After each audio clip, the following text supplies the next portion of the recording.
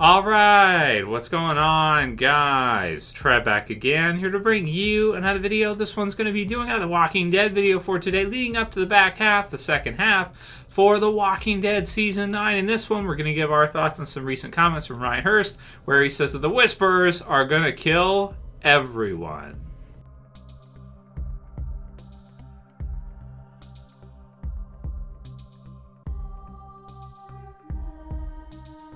And spoiler warning, as per usual, if you are not caught up for the Walking Dead television series, which is up to the mid-season finale for the Walking Dead Season 9. So I definitely wanted to do a video today, considering today's Sunday, and even though there's no new episode of The Walking Dead, and reminder for everybody, that if you're looking for another new episode of The Walking Dead tonight, there won't be one because it's break time now. The first half of The Walking Dead Season 9 is over. I feel like it's necessary for us to say that because it ended off in such a spot where it's like, you know, they're just getting started with this new story and everything. They're just getting things set up, and then it's the break, and it's like, oh, damn it, man. They introduced the Whisperers just slightly, and then they leave it at kind of a cliffhanger. We have to wait until February for it to come back. So this one is pretty cool. This one came in from Ryan Hurst, social media, where he said, "We talk low, we walk slow, we kill everyone." So I love that. I'll just read that. So that's great to hear that he's already starting to kind of get everybody excited for his time as Beta in the Walking Dead television series, which we can't wait to, you know, we're all very excited to see. We saw the trailer there last weekend after the mid-season finale of him with the fight scene against Daryl, which looks awesome. As you guys know, looks really awesome. But realistically, how many people can we expect to see the Whisperers kill in the second half of the Walking Dead Season 9?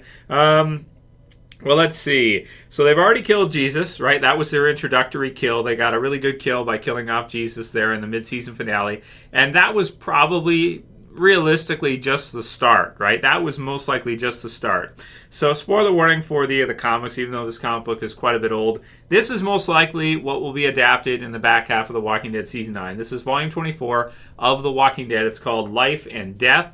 And here we have the fair. So as you guys have been watching the television series, you've heard them talk about the fair.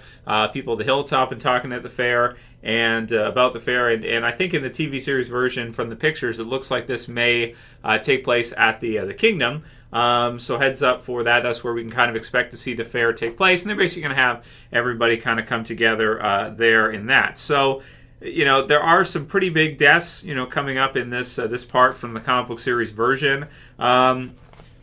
And like I said, somewhat spoilers, but basically, this is a sequence right here that we're looking for from the Whisperers. So in this volume, it actually contains, I would say, this is probably the most, I think this is the most death-heavy volume in the entire series. I'm pretty sure. I don't think there's another volume where you have, I count 13, and I'll try to keep it, you know, if you want to read it, you can read it. I won't go into who it is who's killed. Here's some of kind of the more minor characters that are killed off here.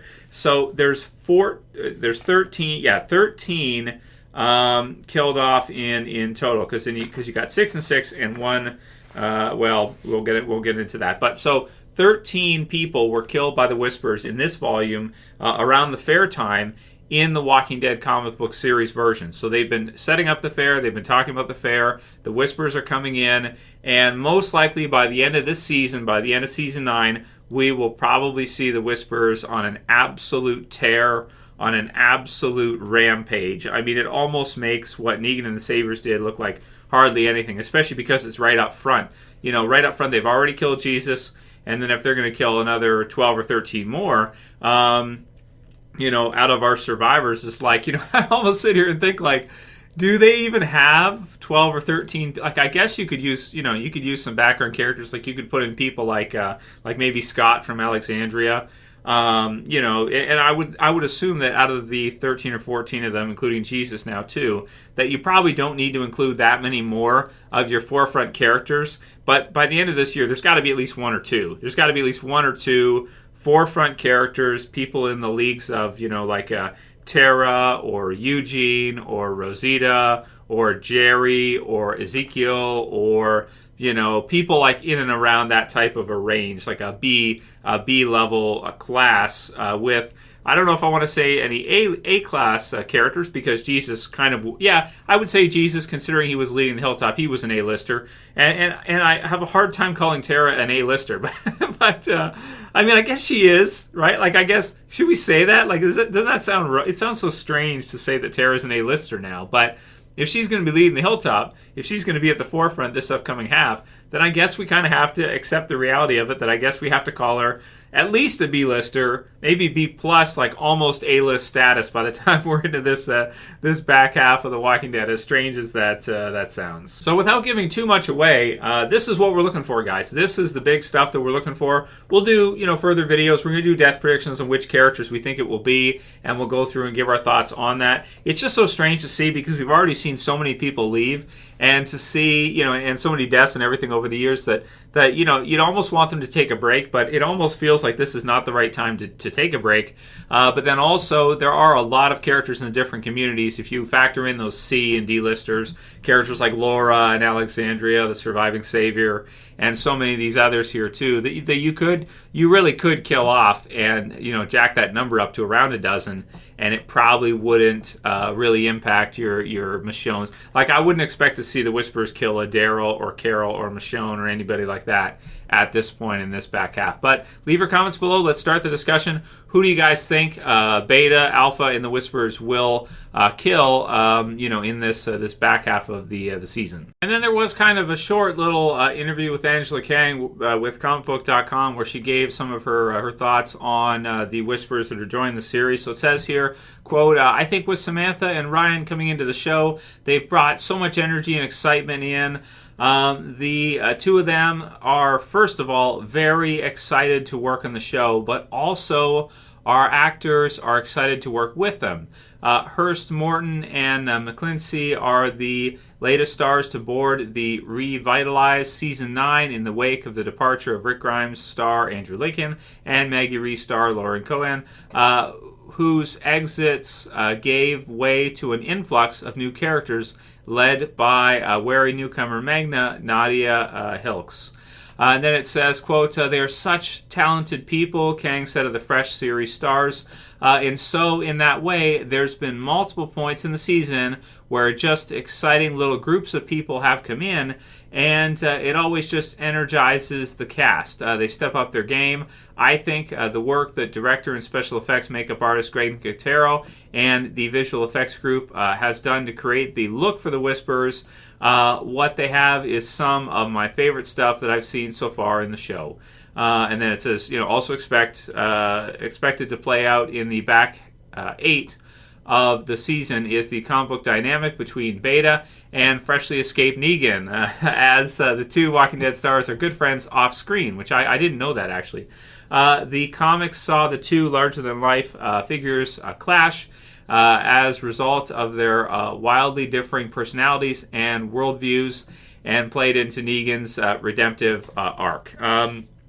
So good stuff, man. Sounds like they're all excited to have Samantha and Ryan, Alpha and Beta, come into the television series. And I certainly am, man. This is going to be really cool because, it has been a while, right? It's been a while since we've had a villain introduction like this. It's been since, season 6, right? So we're looking at because Negan and the Savior, so the end of season 6 is when they just kind of come in and they're being set up and they're coming in for their introduction. So that's over 2.5 years we had to wait to get another major villain coming in after Negan and the Saviors. We had all of season 7 was Saviors and Negan. All of season 8 was all at war with Saviors and Negan. And in the first half, really, the Whisperers have just come in basically in these last couple episodes. So it's really been 2.5 years since we've had a new villain for The Walking Dead after Negan and the Saviors. So Hacks5150 said, Trev, why don't you do a spotlight video on Ryan Hurst so that people can get to know how awesome he is? Well, I won't probably do a whole video on it, but basically Ryan Hurst is who's been cast for Beta, and he's been in a million different things, as I've kind of given my thoughts on when we got the casting news. Of course, a lot of people who like Walking Dead are also fans of Sons of Anarchy, and he played Harry Opie Winston, so Opie from Sons of Anarchy. Obviously, he's a big, tall, cast for the series. bigger than anybody we've probably seen in the show so far. And also, he's been in so many series over the years, lots of different TV series. It's really good. This is basically, I would call Beta's cast pretty much a perfect cast. Some people would say, like, I'd like to see this person and that person do it, like maybe, famous movie actors, other actors, because he's famous in his own regard. Or, some people bring up, like, wrestlers like Kane or Undertaker, people like this. But realistically, we will want somebody like Jeffrey Dean Morgan who's going to be in it for years to come, right? We want somebody who is going to sign up for the role and 2 or 3 years later will still be, wanting to do the TV show. And if you get somebody else who maybe is doing, something else like, I don't know, wrestling or different movies all the time, this kind of stuff, which, some of them do movies anyway. It's not so bad. But, you want to get somebody who's going to be in it for at least a couple years, probably. If you look at Jeffrey Dean Morgan, right, and his cast for Negan, not everybody was sold on that. A lot of us had thought it'd be cool to see Henry Rollins play Negan. But then again, now that JDM has done an incredible job at it, and it's been years, and he's still in it, and he may be interested to stay even longer. And so, that's somebody that you're going to want to get for the role too, somebody who's dependable over time as well. So I think Ryan Hurst is going to be great, just like JDM has been for Negan and for Beta. And man, this is going to be really, really cool. So that's all I can really do for you, Hacksaw. And wasn't he in like Saved by the Bell? I think like way a long time ago. Yeah, Saved by the Bell, the new class, the TV series. He was Crunch Grabowski, so that's funny. So that's like way 1993. So that's old school, right? Saved by the Bell, man. I don't even remember that. The pink and the intro and everything. Oh, that's funny, man. That takes you way back, doesn't it? Right? Seki Numanoglu says, if Negan becomes a villain again, then killing off Carl was pointless, considering Gimple killed Carl for Negan's survival in season 8. And then, of course, in 9. So yeah, man, there's so much space, and if the Whisperers kill over a dozen people, there's even more space. Because I honestly don't even know how they can even spare that many, how they can even do that many character deaths. Maybe they do 6 or something, like they do less, you know what I mean, in the TV series version.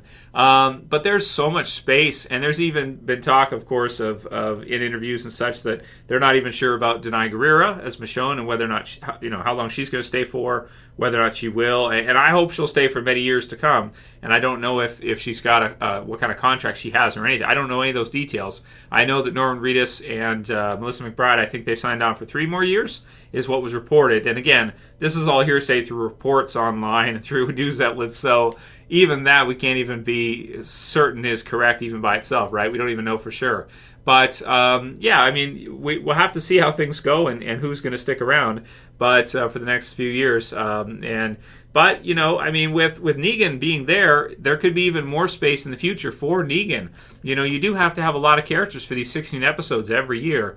And, man, that'll be cool to see, like, a hero version of Negan kind of without Rick being there, maybe involved with leading the groups or, just being, I don't know, a badass fighter there to go against the Whisperers. Would be really cool. Or who knows, start his own faction or something. It'd be cool to see too. That maybe is an ally with the survivors or, just has his own thing. El Noir says, how long is JDM's contract? And again, for Negan, I have no idea how long JDM's contract is. I have no clue. I don't know how long his is. I don't know how long Denai Guerrera's is. I don't know, man. I have no clue. But I hope that JDM is at least going to stay for at least another maybe 2 years, like this year and season 10, maybe season 11. I hope so, man, because that'd be really good for The Walking Dead, I think, and that would help. That would help a lot with this whole transitionary period going through. Someone's got to take those spots, and so you got Daryl, Michonne, Carol, and the others as well too. Negan being in there as well just adds to it for me. So I hope he's in it for at least a couple more years. That'd be great. LB the Cat said, the ratings are stable and have not dropped a lot since the premiere. That's a combination of a loyal fan base and the great storytelling that's been going on through this season. I think the decline in viewership was inevitable over time, but it would not drop that drastically had they not have killed Glenn and Carl. But if Gimple had written seasons 7 and 8 better, it would still be around 8 million live viewers, but not 5 to 10 million is still strong. I hope the show can last many years ahead, and the future definitely looks bright at the moment. So I think so too. I think that the series does look really bright at the moment. I don't know, like you said here too, it probably was inevitable, if you're going to do that many episodes for that many years straight on through. But I'm like you. I'm really happy to see that it's consistent and it's looking really good. And it would have been cool to see Carl or maybe Glenn survive on longer. But again, you really don't know what that would have looked like. So, but I'm enjoying the series right now and really happy to see what they're doing. And I hope we'll get at least a couple more years out of The Walking Dead. I'm sure at this point, I'm pretty much willing to say I'm sure we will at least probably 2 or 3 more at least. Niall Dourley says, "Hey Trev, I posted this late previously, but in a Q&A with Lydia's line to Daryl, quote, 'You are more like us. Do you think Daryl will go with Alpha to see where the Whisperers live and keep their giant herd? Thanks. Keep up the great work.'" So that's a good question. Will Daryl go with them for a bit to try and somehow work this out or somehow, get to know the enemy, that type of deal? Man, that would be cool to see, so we could get to kind of see their background and everything. But personally, because he may want to meet with her and everything and do that, and that's part of the storyline as well too, is that Rick actually in the storyline does go with Alpha to kind of learn about the Whisperers and try to not start another war and try to understand what's going on and what they can do and so that things don't have to be that way.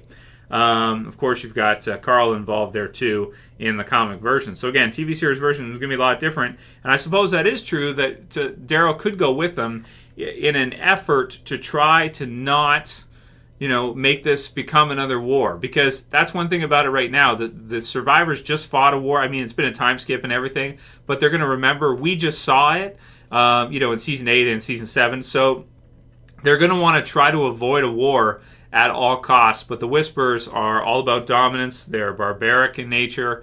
They are just crazy. So I don't think there's any way they're going to be able to get around it. They're going to have to fight, and I hope Daryl is the one that leads the charge, right? I hope that's what we see. The Vegan Sun God says, Jesus got the death everyone thought Rick would get. And that's funny, right, that he points that out here. That's really true, and you guys got to think about that for a minute. Going into this season, we had heard that Rick was going to be, final episodes and that he was leaving, Andrew Lincoln was leaving, so we all assumed he'd be killed. We would never think that they would have him leave or something like that, but the helicopters kept showing up in the promo and in the banners and everything that we started to there was the 2 leading theories. 1, they just kill him, or 2, they leave it open-ended with something like a helicopter, this kind of deal. The helicopter one ended up being true, which very happy to see that. But a lot of us thought he would just get killed by the Whisperers like Jesus did. Like he would die when the Whisperers came in, and then you would have kind of the others fight back for revenge against what they did to Rick. So they ended up doing that with Jesus, pretty much the exact same theory, just with Jesus instead of it being Rick. So I'm happy with that. Nothing against Tom Payne, but I'm happier with that. I think it worked out much better than it would have if they'd have gone that way. And that's true, man. That's really strange, right? Yeah, man. So EH says, this will be the last one for today, all that training will work out for Tom. He has a good hero look, probably will end up in a superhero franchise. So yeah, I'm sure that Tom Payne will do really well. Of course, his time in The Walking Dead definitely will not hurt his career, guaranteed. I'm sure he'll do really well for himself after this time in The Walking Dead, being killed off like this. As John Bernthal said, the best thing that happened to him in his career was being on The Walking Dead, being killed off The Walking Dead, and then and then he was, he was in the spotlight, so he was able to go do other stuff. So same kind of deal with Tom Payne and all of that, training. I think martial arts training and everything that he's able to do now after his years of training for The Walking Dead, for Jesus. I think that will do nothing but help him out, man. I mean, that's going to be great. He'll be able to get roles in shows and movies where they require that, and that's a skill set that not a lot of people have.